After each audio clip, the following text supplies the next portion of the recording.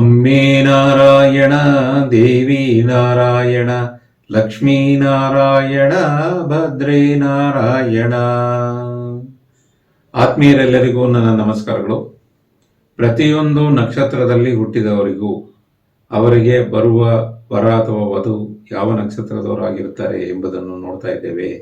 ಇಲ್ಲಿಯವರೆಗೆ ಅಶ್ವಿನಿಯಿಂದ ಉತ್ತರಭಾದ್ರ ನಕ್ಷತ್ರದವರೆಗೆ ಒಟ್ಟು 26 ನಕ್ಷತ್ರಗಳಿಗೆ ನೋಡಿದ್ದೇವೆ. ಆ ವಿಡಿಯೋಗಳನ್ನು ನೀವು ನೋಡಿಲ್ಲ ಅಂದರೆ ಡಿಸ್ಕ್ರಿಪ್ಷನ್ನಲ್ಲಿ ಅದರ ಲಿಂಕನ್ನು ಕೊಟ್ಟಿದ್ದೇನೆ.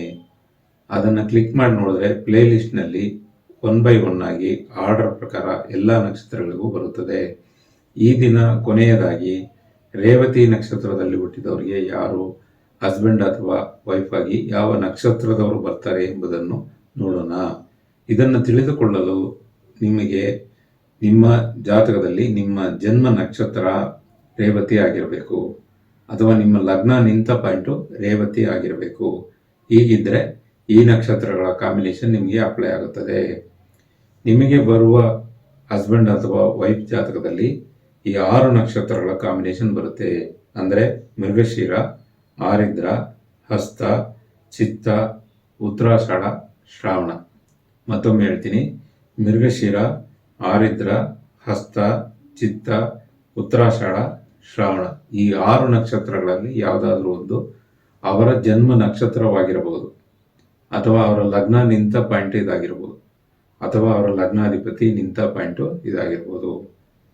ಇದನ್ನು ನೀವು ಖಚಿತಪಡಿಸಿಕೊಳ್ಳಲು ಈಗ ಆಲ್ರೆಡಿ ವಿವಾಹ ಆದವರ ರೇವತಿ ನಕ್ಷತ್ರದಲ್ಲಿ ಹುಟ್ಟಿ ವಿವಾಹ ಆದವರ ಜಾತಕದಲ್ಲಿ ಅವರ ಹಸ್ಬೆಂಡ್ ಅಥವಾ ವೈಫ್ ಜಾತಕದಲ್ಲಿ ಚೆಕ್ ಮಾಡಿ ನೋಡಿ, ಕರೆಕ್ಟಾಗಿ ಬರುತ್ತೆ. ಇದಿಲ್ಲಾಂದರೆ ಇನ್ನೂ 3 ಕಾಂಬಿನೇಷನ್ ಇದೆ. ಇದು ಈಗ ಹೇಳಿರೋದು ನಕ್ಷತ್ರಗಳ ಕಾಂಬಿನೇಷನ್. ಇದಲ್ಲದೆ ಗ್ರಹಗಳ ಕಾಂಬಿನೇಷನ್, ಭಾವಗಳ ಕಾಂಬಿನೇಷನ್, ಮನೆಗಳ ಕಾಂಬಿನೇಷನ್, 4 ಕಾಂಬಿನೇಷನ್ ಇದೆ.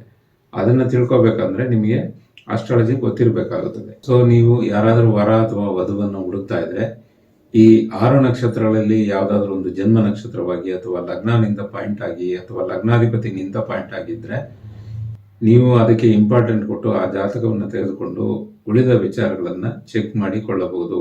ಇದು ನಿಮಗೆ ಸ್ವಲ್ಪ ಮಟ್ಟಿಗೆ ಸುಲಭ ಮಾಡುತ್ತದೆ. ಇದಲ್ಲದೆ ಜ್ಯೋತಿಷ್ಯ ಶಾಸ್ತ್ರ ತುಂಬಾ ನಿಖರವಾಗಿಯೂ ಇರುತ್ತದೆ. ಮುಂದಿನ ವಿಡಿಯೋಗಳಿಂದ ಹೊಸ ವಿಚಾರಗಳನ್ನು ನೋಡೋಣ. ನೀವಿನ್ನೂ ನಮ್ಮ ಚಾನಲ್ಗೆ ಸಬ್ಸ್ಕ್ರೈಬರ್ ಆಗ್ತಾ ಇದ್ರೆ ಈ ಕೂಡಲೇ ಸಬ್ಸ್ಕ್ರೈಬರ್ ಆಗಿ, ನಿಮ್ಮ ಮಿತ್ರರಿಗೆ ಶೇರ್ ಮಾಡಿ, ಲೈಕ್ ಮಾಡಿ, ಕಮೆಂಟ್ ಮಾಡಿ. ಎಲ್ಲರಿಗೂ ಒಳ್ಳೆಯದಾಗಲಿ. ನಮಸ್ಕಾರ.